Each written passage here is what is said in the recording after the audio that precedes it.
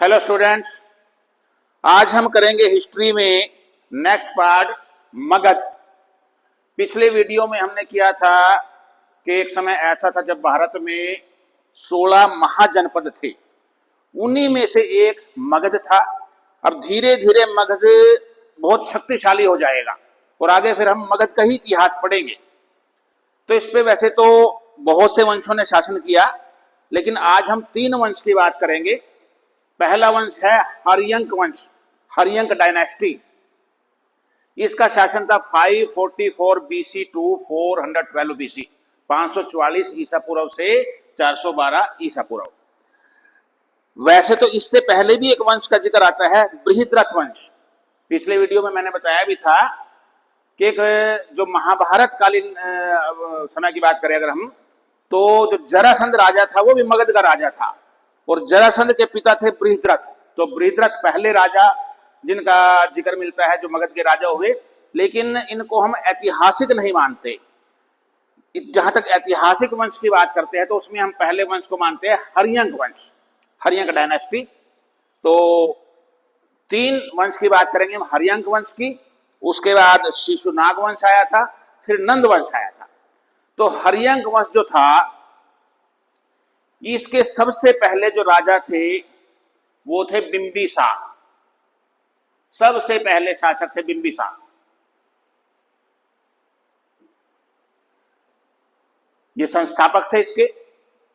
गौतम बुद्ध बिंबिसार के ही समकालीन थे, बिंबिसार के समय में थे गौतम बुद्ध। यहां मैंने अजातशत्रु, यहां भी लिखा हुआ गौतम बुद्ध। अजातशत्रु बिंबिसार के पुत्र थे, तो इन दोनों के समकालीन थे गौतम बुद्ध। इनकी 3 पत्नियां थी। एक थी कौशल देवी, कौशल भी एक महाजनपद था, वहां की राजकुमारी थी। एक थी चेलना, लिच्छवी एक वंश था, और इनका जो महाजनपद था वो था वज्जी। वज्जी 8 जनपदों को मिला के एक महाजनपद बनाया था, तो उनमें से एक लिच्छवी वंश था, वहां की राजकुमारी थी चेलना। और मद्र की राजकुमारी थी खेमा। कहीं कहीं इनको क्षेमा भी लिखा जाता है, KSHEMA, क्षेमा या खेमा इनका नाम था।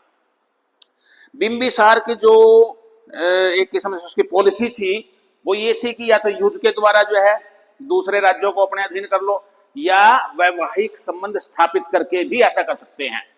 तो 3 अलग अलग राज्यों से, हालांकि मद्र तो जो उसमें महाजनपद में नहीं था, तो कौशल और लिच्छवी से वैवाहिक संबंधों के द्वारा अपने संबंध का विस्तार किया। जब कौशल की राजकुमारी से विवाह हुआ तो कौशल के राजा ने, कौशल के ही अधीन था काशी, प्रसन्नजीत कौशल का एक राजा था, उसने काशी को पे कब्जा कर लिया था। तो काशी का कुछ हिस्सा भी दहेज के रूप में बिंबिसार को मिल गया था। अंग भी एक महाजनपद था, तो अंग पे आक्रमण करके बिंबिसार ने उसको मगध में मिला लिया था। यानी अंग को मगध में मिलाने की शुरुआत हो गई थी बिंबिसार के समय में। धीरे धीरे ऐसा होगा कि मगध में बहुत से महाजनपद मिल जाएंगे। जीवक, प्रद्योत। अब जीवक कौन था? जीवक बिंबिसार के समय में एक वैद्य था। जीवक के जन्म की भी अलग कहानी है। जीवक वास्तव में वैशाली, जो वज्जी संघ था उसी में एक वैशाली उनकी राजधानी थी। वैशाली में एक नगर वधु थी आम्रपाली। अब नगर वधु क्या है इसके बारे में कभी मैं डिटेल से बताऊंगा। तो नगर वधु का किसी से विवाह तो होता नहीं था, तो आम्रपाली का बेटा था ये जीवक। अब लोक लाज की वजह से आम्रपाली ने इसको कूड़े के ढेर में गिरा दिया। बिंबिसार का एक बेटा था अभय कुमार, तो अभय कुमार को वो नजर आ गया। अभय कुमार ने उसको तरस खा करके बच्चे को उठा लिया, वो अपने राज्य में ले आया, उसका पालन पोषण करना शुरू हो गया। फिर एक दिन जीवक ने पूछा अभय कुमार को कि मेरे माता पिता कौन हैं। तो अभय कुमार को लगा कि सही बात बतानी चाहिए, उसने सब कुछ बता दिया भी कैसे कैसे मिला था। तो उसके बाद जीवक बड़ा परेशान रहने लगा कि भाई मुझे मेरे माता पिता का भी पता नहीं है, और समाज तो ऐसा ही है जिसका वंश पता ना हो तो उसके बारे में कुछ ना कुछ टीका टिप्पणी करते ही हैं। ये हमेशा से ही रहा है हमारे समाज में। तो फिर अभय कुमार ने अपने खर्चे पे इसको तक्षशिला भेज दिया। तक्षशिला उस समय का बहुत बड़ा विश्वविद्यालय था, वहां इसने पढ़ाई की और ये आयुर्वेद के बहुत बड़े ज्ञाता हुए। तो जब पढ़ाई पूरी हो गई और जाने का समय आ गया तो ये जाने के लिए इच्छुक नहीं थे वहां से। तो इनके आचार्य ने पूछा कि आप जाओ। तो फिर जीवक ने सारी बात आचार्य को बताई, भी मेरे जन्म के बारे में, कोई जाति के बारे में पूछेगा तो उसके आचार्य ने कहा कि तुम्हारा ज्ञान ही तुम्हारा परिचय होगा। जब आदमी ज्ञान प्राप्त कर लेता है तो फिर बाकी बातें बड़ी तुच्छ हो जाती है। तो इस तरह जीवक की कहानी थी। तो एक अपने समय का बहुत बड़ा आयुर्वेद का ज्ञाता था, बाल रोग विशेषज्ञ भी था उस समय कहा जाता है। और प्रद्योत था अवंती का राजा।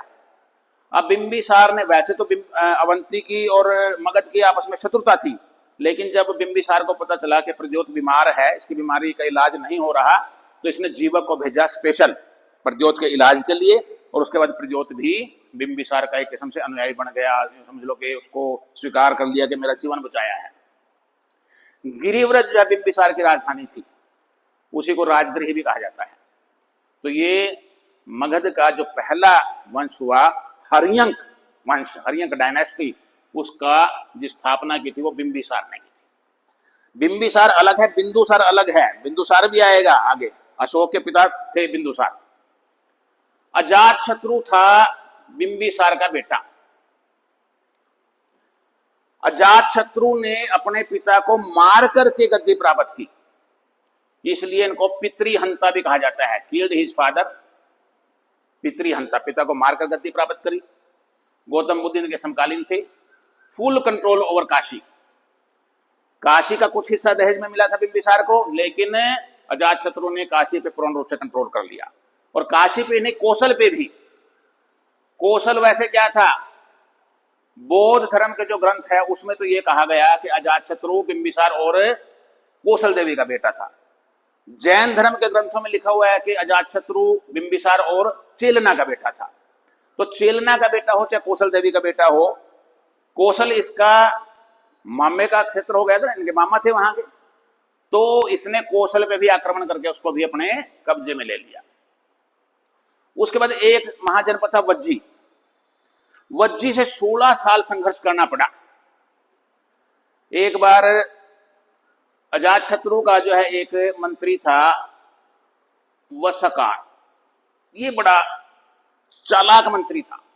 इसने वसाकार को भेजा अजात शत्रु ने महात्मा बुद्ध के पास कि वहां जाइए और पता कीजिए कि वज्जी जो है इतना यूनाइटेड क्यों है। तो फिर महात्मा बुद्ध ने बताया कुछ बातें कि भाई वज्जी के लोग बड़े डिसिप्लिन्ड है, बड़ों की बात मानते हैं, स्त्रियों का सम्मान है, कुछ और बातें बताई। फिर इसने वसाकारा ने कुछ ऐसी युक्तियां लगाई कि मैंने बताया ना वज्जी 8 जनपदों का समूह था, उनमें आपस में फूट डलवा दी।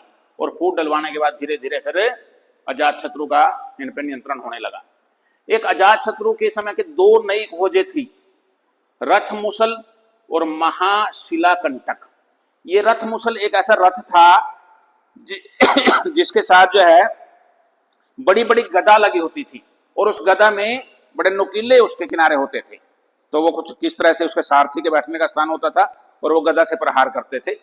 एक महाशिलाकंटक, ये उस समय का इसने कुछ एक समझ लो एक ऐसा इंजन था जिसमें से बड़े बड़े पत्थर फेंके जाते थे। तो ये भी एक नया प्रयोग था। तो इसके द्वारा भी जो है इसने अपने विरोधी की जो सेनाएं थी उनको हराया। और राजगृह में एक इसने फोर्ट बनवाया था, किला राजगृह का। एक और इंपॉर्टेंट बात, महात्मा बुद्ध का महापरिनिर्वाण हो गया था अजात शत्रु के समय में, यानी उनकी मृत्यु हो गई थी। उनके बाद, मृत्यु के बाद पहली जो बौद्ध संगीति थी, बौद्ध काउंसिल कहिए, एक सम्मेलन कहिए, आज कल के हिसाब से एक सम्मेलन कराया था, जिसको उस समय के शब्द जो दिया गया संगीति दिया गया है। पहली बौद्ध संगीति अजात शत्रु के समय में हुई थी 483 बीसी में। अजात शत्रु का बेटा हुआ उदयन। अब ऐसा कहा जाता है कि उदयन ने भी अजात शत्रु को मारा। उदयन का मुख्य एक ही बात के लिए हम याद कर सकते हैं कि इसने जो राजधानी थी राजगृह से बदल करके पाटलिपुत्र कर दी थी, क्योंकि पाटलिपुत्र अब मगध के अधीन हो गया था। और पाटलिपुत्र 2 नदियों के संगम पे था, सोन नदी और गंगा के, तो वहां थोड़ा सा रहना और जो है व्यापारिक दृष्टि से भी इंपॉर्टेंट था। तो कैपिटल इसने पाटलिपुत्र बनाई। इसके बाद इसके बेटे हुए अनिरुद्ध, मुंड, नागदशक। इन्होंने शासन किया। ये इतने ज्यादा शक्तिशाली नहीं थे, और जो नाग दशक था वो बड़ा कमजोर था शासक, इसका मंत्री था शिशुनाग। शिशुनाग ने नागदशक को मार दिया और उसके बाद एक नए वंश की स्थापना की। उस वंश का नाम हो गया शिशुनाग वंश। तो हर्यंक वंश के कई राजाएं हुए, मुख्यतः बिंबिसार, अजातशत्रु, उदयन और अंतिम याद कर सकते हैं नागदशक। एक अगर आपको वीडियो अच्छे लगते हैं तो कृपया करके आपसे प्रार्थना है, रिक्वेस्ट है कि चैनल अगर सब्सक्राइब नहीं किया तो इसको सब्सक्राइब कीजिए, लाइक कीजिए, शेयर कीजिए, समय हो तो कमेंट कीजिए। इसके बाद अब बात करते हैं हम दो वंशों की और, शिशुनाग वंश, Shishunaga dynasty and Nanda dynasty. Shishunaga dynasty का समय था 412 बीसी से 344 बीसी और नंद वंश का जो समय था 344 बीसी से 323 बीसी। अब जो शिशुनाग वंश था इसमें बहुत ज्यादा राजा नहीं है, कुछ ही समय, दो तीन की बात करेंगे हम। इसके संस्थापक तो मैंने बता दिया शिशुनाग था।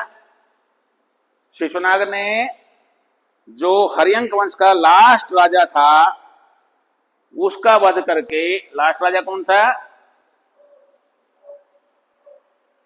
नागदशक, उसका वध करके खुद राजा बना था। तो ये फाउंडर था। अब बिंबिसार ने अंग को अपने राज्य में मिलाया था। उसके बाद अजातशत्रु ने कौशल को मिला लिया था, काशी को मिला लिया था और जब वज्जी को मिला लिया था।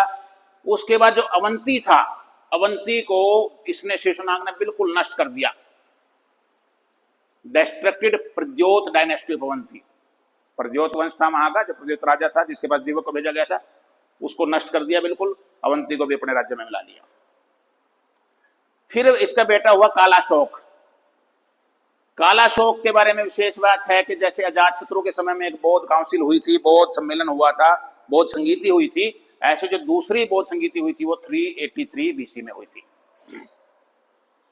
इसके बाद और कई शासक हुए। अंतिम शासक था महानंदिन इस वंश का। महानंदिन का ही बेटा था महापद्मानंद, लेकिन उस समय जैसे राजा तो बहुत से विवाह करते थे, तो महानंदिन की एक पत्नी शूद्र जाति की थी। तो शूद्र जाति से जो पुत्र हुआ था वो महापद्मानंद था।